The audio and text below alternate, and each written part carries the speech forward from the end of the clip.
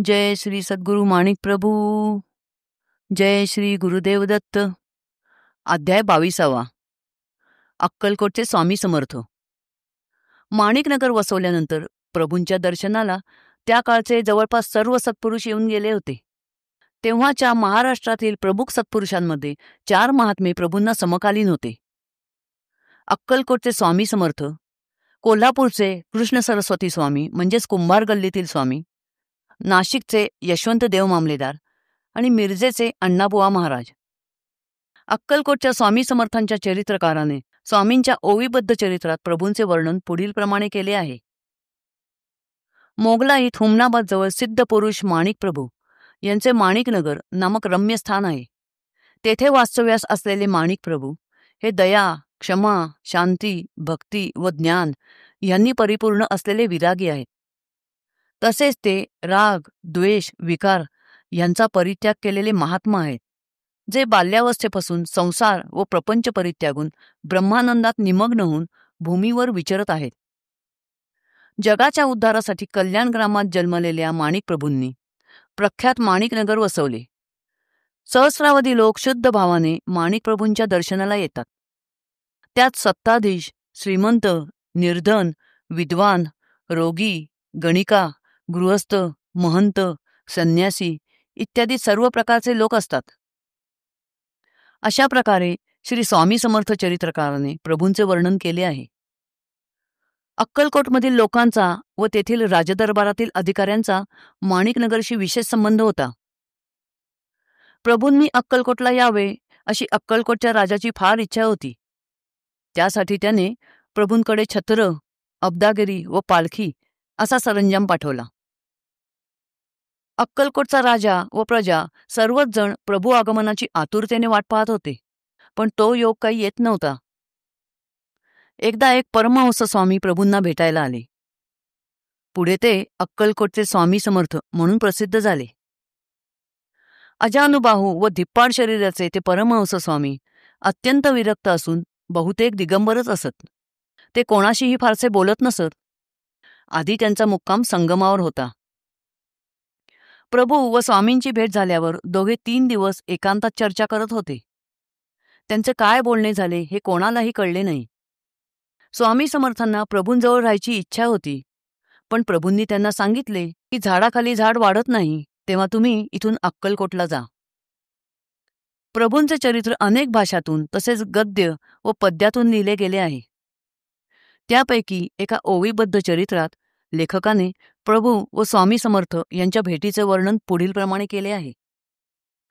रामचंद्र सबनीस हे अक्कलकोटचे रहिवासी होते.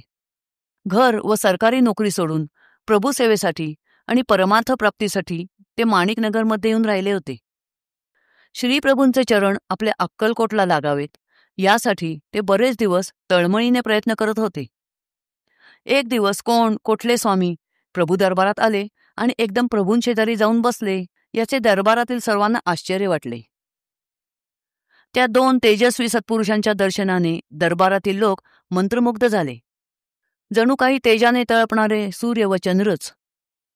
पूर्वी कधीही न पाहिलेल्या त्या परमहंस स्वामींना अंतर्ज्ञानी प्रभूंनी ओळखले होते. एकाएकी आपल्या शेजारी बसलेल्या परमहंस स्वामींकडे निर्देश करून प्रभू सबनीसांना म्हणाले, हेच तुमचे गुरु. हे तुमच्या गावी राहतील आणि जगाला पावन करतील. 2 वर्षांनी ही दत्तमूर्ती जगाच्या उद्धारासाठी तुमच्या अक्कलकोटला प्रकटेल. प्रभूंनी त्या परमहंस स्वामींचे नाव, गाव, ते कुठले हे काहीच सांगितले नाही. प्रभू मोघम बोलले होते. सबनीसांना नीटसे काही कळले नाही. ते बराच वेळ यावर विचार करत राहिले.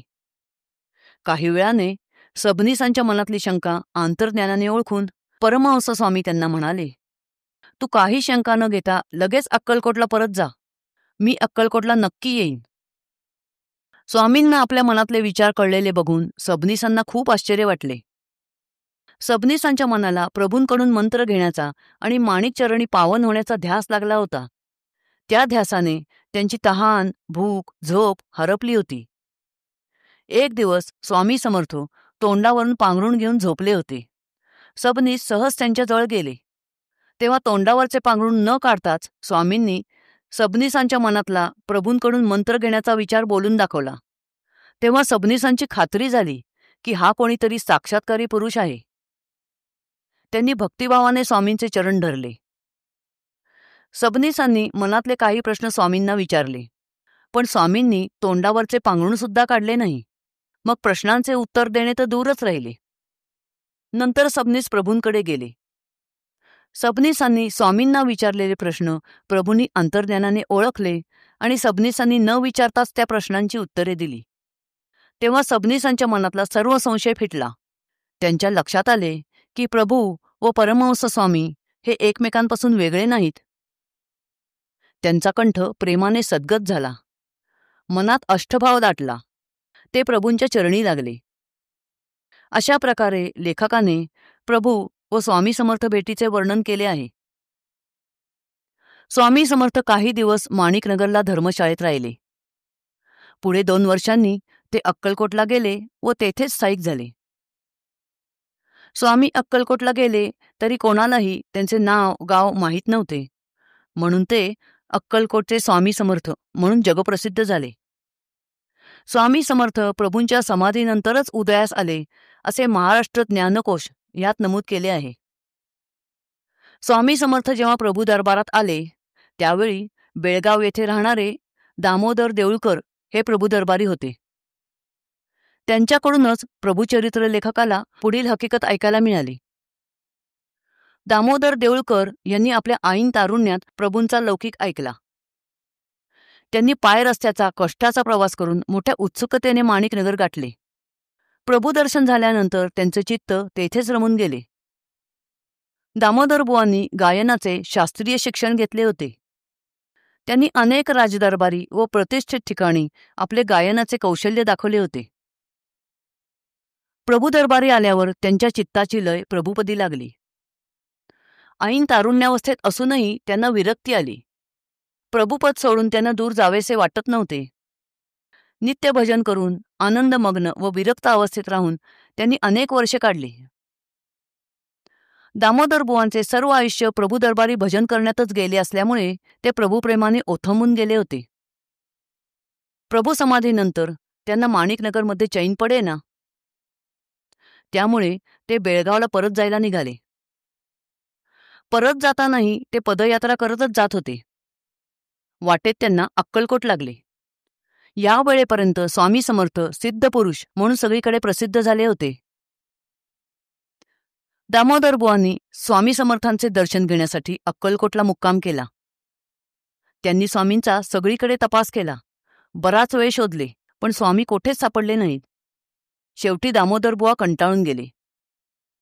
इतक्यात जवळच्या उकिरड्यावर स्वामी बसलेले त्यांना दिसले. धावत जाऊन त्यांनी स्वामींपुढे साष्टांग नमस्कार घातला आणि माणिकप्रभूंचे एक पद गोड आवाजात गायला सुरुवात केली. ते ऐकून स्वामी समर्थ आनंदाने डोलू लागले.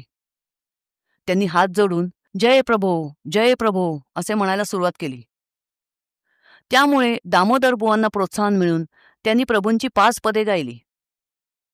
नंतर त्यांनी त्याच ठिकाणी पाणी आणून स्वामींना स्नान घातले. नैवेद्य म्हणून पेढ्यांचा पुडा अर्पण केला. स्वामींनी त्यातला 1 पेढा भक्षण केला आणि बाकीचे पेढे प्रसाद म्हणून दामोदर बुवांना दिले. दामोदर बुवांनी सांगितलेल्या ह्या हकीकतीवरून लक्षात येते की माणिक प्रभू व स्वामी समर्थ या 2 विभूतींमध्ये परस्पर प्रेमाचा अखंड प्रवाह चालत होता. प्रभू समाधीनंतरही स्वामी समर्थ मेरे भाई के पास जाओ असे सांगून लोकांना माणिकनगरला पाठवत असत. प्रभू समाधीनंतर नृसिंह तात्यांचे अल्पवयीन पुत्र आप्पासाहेब गादीवर बसले. स्वामी समर्थ आप्पासाहेबांना बडे भाई म्हणत असत. जय श्री सद्गुरु माणिक प्रभू, जय श्री गुरुदेव दत्त.